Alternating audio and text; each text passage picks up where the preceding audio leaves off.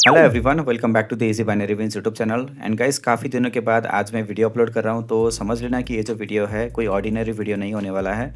ये बहुत ही ज़्यादा स्पेशल और हाईली एनालाइज्ड वीडियो होने वाला है। तो गाइस, बहुत दिनों से मैं एक सेटअप के ऊपर में काम कर रहा था और फाइनली मुझे लगा कि आज उस सेटअप को आपके साथ में शेयर कर देना चाहिए। सो इस सेटअप के अंदर में गाइस हम दो चीज़ों को कंबाइन करेंगे। एक तो होगा इंडिकेटर और दूसरा होगा प्राइस एक्शन। तो आपको पता होगा गाइस, इंडिकेटर में मैक्सिमम टाइम EMA 5 पीरियड का यूज़ करता हूँ। तो इसकी सेटिंग कुछ इस प्रकार की रहेगी, जैसे यहाँ पे पीरियड में 20 रहेगा तो आपको 5 करना है, और यहाँ पर डिफ़ॉल्ट में SMA रहेगा, आपको EMA कर देना है। तो इंडिकेटर आपका रेडी हो जाएगा, ठीक है। और दूसरा जो है प्राइस एक्शन, कैसे मैं एक टूल यूज़ करूँगा प्राइस एक्शन के लिए, वो रहेगा फिबोनाची टूल। तो टूल होता है गाइस, इंडिकेटर नहीं है। तो लोगों को लगता है कि इंडिकेटर लैगिंग होता है, लेकिन गाइस टूल इंडिकेटर नहीं होता है। टूल अलग चीज़ होती है। टूल का मतलब हम प्राइस एक्शन को कैलकुलेट करने के लिए उसको यूज़ कर सकते हैं। जैसे कि अपन SNR लेवल लगाते हैं ना, बस उसी प्रकार से समझ लो कि फिबोनाची के जो रिट्रेसमेंट लेवल्स होती है वो भी SNR का काम करती है, ठीक है। तो वीडियो को अंत तक अच्छे से देख लेना, क्योंकि ये जो वीडियो है, इस वीडियो को देखने के बाद आपको बहुत सारी चीज़ें समझ में आएगी, और आप यहाँ पर बाइनरी के मार्केट में अगर आप लॉस कर रहे हो तो अब से आप जो है यहाँ पे प्रॉफिट करने लगोगे। अब मैं यहाँ पे आपको एक चीज़ दिखाता हूँ, फिबोनाची रिट्रेसमेंट टूल को लगाकर दिखाता हूँ। सो सपोज करो गाइस, यहाँ से प्राइस ऊपर उठा है, यानी कि ये सपोर्ट एरिया है। यहाँ से प्राइस ने एक वेव बनाया, बहुत ही ज़्यादा बड़ा एक इम्पल्स वेव क्रिएट किया। तो इम्पल्स के बाद में क्या होता है, करेक्शन आता है, ओके। जैसे कि अपन जिसको अपन बोलते हैं रिट्रेसमेंट, ठीक है। सो यहाँ से लेकर यहाँ तक का जो इम्पल्स आया है, ये जो इम्पल्स है गाइस, इसके बाद में क्या हुआ, यहाँ पे जो छोटा सा ये जो पुल बैक आया, इसको बोलते हैं अपन करेक्शन, ठीक है। तो ये जो पुल बैक आता है ना गाइस, एक ही स्पेसिस पे आता है। ये जो फिबोनाची के जो रिट्रेसमेंट लेवल्स है ना, इन रिट्रेसमेंट लेवल के साथ में हम इसके पुल बैक को कंफर्म कर सकते हैं। सो देखो, जब भी एक वेव आएगा उसके बाद में जो एक पुल बैक आएगा, तो वो बहुत सारी फिबोनाची के रिट्रेसमेंट लेवल को रिट्रेस करते हुए आएगा। सो पहला लेवल 0.236 का, दूसरा 0.382 का, तीसरा 0.5 का, और चौथा 0.618 का लेवल। सो क्या होता है, इन लेवल पे रिट्रेस करके प्राइस फिर ऊपर कंटिन्यू करता है। लेकिन मैक्सिमम टाइम गाइस क्या होता है ना, मैक्सिमम टाइम मार्केट में 0.5 और 0.618 के लेवल को ज़्यादा कंसीडर किया जाता है एक सही कंफर्म्ड रिट्रेसमेंट के लिए। जब इन दोनों लेवल पे आकर रिट्रेसमेंट कंप्लीट होता है, देन उसके बाद में प्राइस आगे कंटिन्यू करता है, ठीक है। तो हम ये दोनों लेवल को ही सबसे ज़्यादा प्रायोरिटी देंगे, बाकी लेवल का अपन उतना ज़्यादा प्रायोरिटी नहीं देंगे, ठीक है। सो देखो, जैसे कि यहाँ से लेकर यहाँ तक एक वेव आया, उसके बाद देखो 0.5 के लेवल से रिट्रेसमेंट बनाकर प्राइस जो है ऊपर गया, ओके। सो बस ये देखो, अब हमें ट्रेड एंट्री कैसे करनी है वो भी मैं आपको बताऊंगा। धीरे धीरे आपको सब कुछ क्लियरली मैं बताऊंगा। सिंपली आपको उस रिट्रेसमेंट को देखने के बाद में ट्रेड नहीं लगाना है गाइस। वो ट्रेड के लिए एक सही पोजीशन को कैसे फाइंड आउट करना है वो बताऊंगा मैं, थोड़ा वेट करो। ओके, तो यहाँ पर एक एग्जांपल देखो गाइस। मैंने यहाँ से लेकर यहाँ तक का एक एक जो है, मैंने एक इम्पल्स मार्क किया, ठीक है, यहाँ से लेकर यहाँ तक का। और भाई यहाँ से लेकर यहाँ तक का भी इम्पल्स मार्क कर सकता हूँ, लेकिन ये क्या कर रहा है, देखो 0.236 का जो लेवल है इसको रिट्रेस करके ऊपर जा रहा है। सो मुझे ये लेवल भी नहीं चाहिए, ये लेवल भी नहीं चाहिए, मुझे क्या चाहिए, ये वाला और ये वाला लेवल चाहिए। इसलिए मैं इसको तब तक एक्सटेंड करूँगा जब तक इन लेवल के आसपास प्राइस नहीं आ जाता। सो देखो, अब यहाँ पर अगर मैं इसको ऐसे एक्सटेंड कर रहा हूँ ना, तो यहाँ पर भी 0.382 के लेवल तक ही प्राइस आया है, ओके। सो लेट्स अज्यूम कि गाइस ये जो है 0.382 का लेवल भी अगर अपन इसको थोड़ा सा एक कंसिडर करेंगे ना, तो यहाँ पे देखो क्या सिनेरियो दिखाई दे रहा है। जैसे 0.382 के लेवल पर आकर रिट्रेसमेंट कंप्लीट हुआ, प्राइस ऊपर भागने लगा, ठीक है।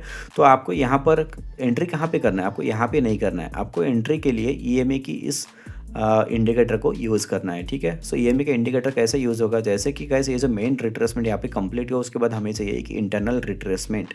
तो इंटरनल रिट्रेसमेंट के लिए क्या क्या होना चाहिए, यहाँ से जब मेन रिट्रेसमेंट कंप्लीट होकर प्राइस ऊपर जाएगा, और दोबारा से जब EMA के लाइन पर कोई भी एक कैंडल रिट्रेस बनाएगी ना, पहली कैंडल, तो आप उसके बाद का जो ट्रेड है कंटिन्यू डायरेक्शन के लिए प्लेस करोगे। जैसे यहाँ पर अप के लिए अप डायरेक्शन में प्राइस आ रही है, तो फिर आपको क्या करना है, ग्रीन कैंडल के लिए ट्रेड लगाना है। तो उसके लिए क्या चाहिए, एक रेड कलर की कैंडल चाहिए जो कि EMA के लाइन पर रिट्रेसमेंट बनाए, और अगर ऐसा कंप्लीट होता है देन उसके बाद वाला कैंडल आप अप के लिए ट्रेड एंट्री करोगे, जो कि आपकी शॉर्ट विन हो जाएगी, ठीक है।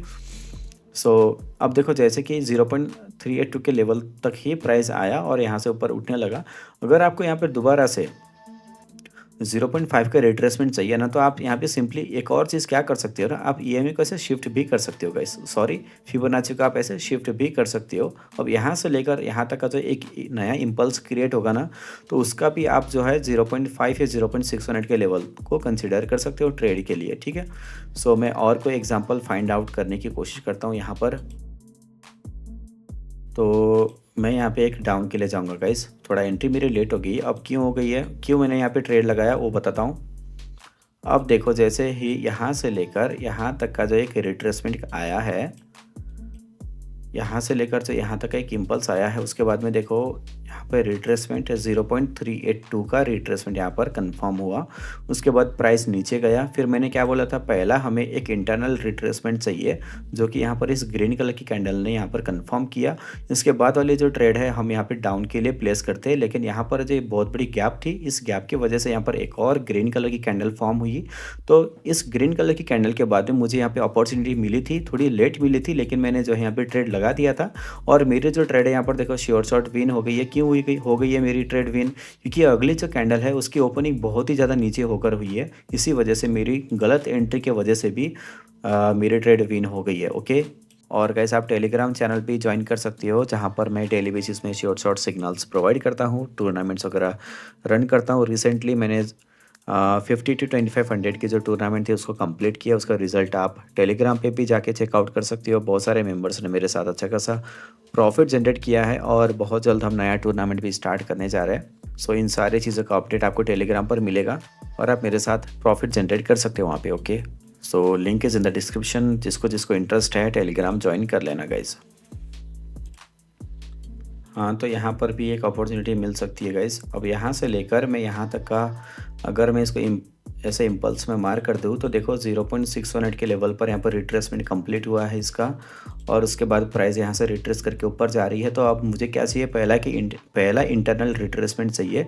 अब देखो ये जो जीरो वाला जो लेवल है वो यहाँ पर है, इसके बीच में यहाँ पर बहुत बड़ा पोर्शन अभी बाकी है।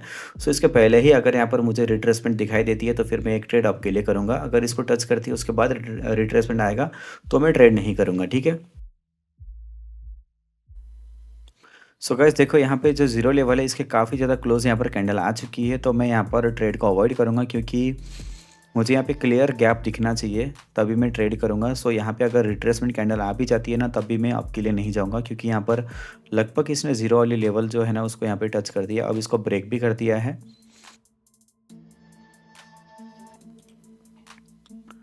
सो चलो मैं यहाँ पे एक ट्रेड डाउन के लिए कर देता हूँ। वैसे मैंने थोड़ा सा हो सकता है थोड़ा जल्दी भी कर दिया मैंने ये ट्रेड लगाने के लिए। एनीवे देखते हैं। अब देखो एक्चुअली मैंने गाइज यहाँ पर क्या हो रहा है ना, मैंने यहाँ से लेकर यहाँ तक का एक वेव मार्क किया। उसके बाद में यहाँ पर रिट्रेसमेंट भी आया, जो कि 0.5 के लेवल के आसपास का रिट्रेसमेंट था। यहाँ से प्राइस नीचे आ रहा था। तो ये जो जीरो वाली लेवल है ना, एक्चुअली में इस लेवल पे पहुँचने से पहले ही जब एक ग्रीन कलर की कैंडल की रिट्रेसमेंट फॉर्म होती है ना, उसके बाद हमें डाउन के लिए ट्रेड करनी रहती है। मैंने थोड़ा सा आई थिंक जल्दी कर दिया ये चीज़ देखने में। यहाँ पे ऑलरेडी जीरो वाली लेवल तक प्राइस आ चुकी थी। सो ऐसे में क्या होता है ना गाइस, अगर विन हो भी जाए ना तो वो तुक्का वाला विन हो जाएगा, ठीक है। जो लॉजिक वाला विन है ना, उसके लिए हमें रियल सेटअप पे बैठना पड़ेगा अच्छे से ध्यानपूर्वक। सो मैं इसको जो है एक लॉस ही कंसिडर करूँगा। तो ये थोड़ा मैंने जल्दी कर दिया, मिस्टेक मेरा ही था यहाँ पे। एनीवे अब यहाँ पर भी मेरी एक अपॉर्चुनिटी मिस आउट हो गई है। चलो कोई बात नहीं।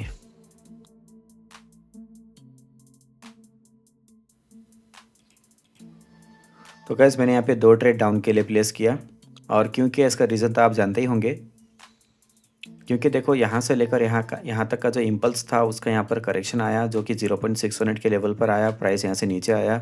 मुझे यहाँ पे एक इंटरनल रिट्रेसमेंट भी दिखाई दिया, और जो नीचे वाला जो ज़ीरो लेवल है यहाँ पर एक गैप है, जो कि एक पोटेंशियल एरिया है, सपोर्ट एरिया है, जहाँ तक प्राइस नीचे आ सकता है। सो इस रीज़न से मैंने यहाँ पे डाउन के लिए ट्रेड एंट्री लिया है।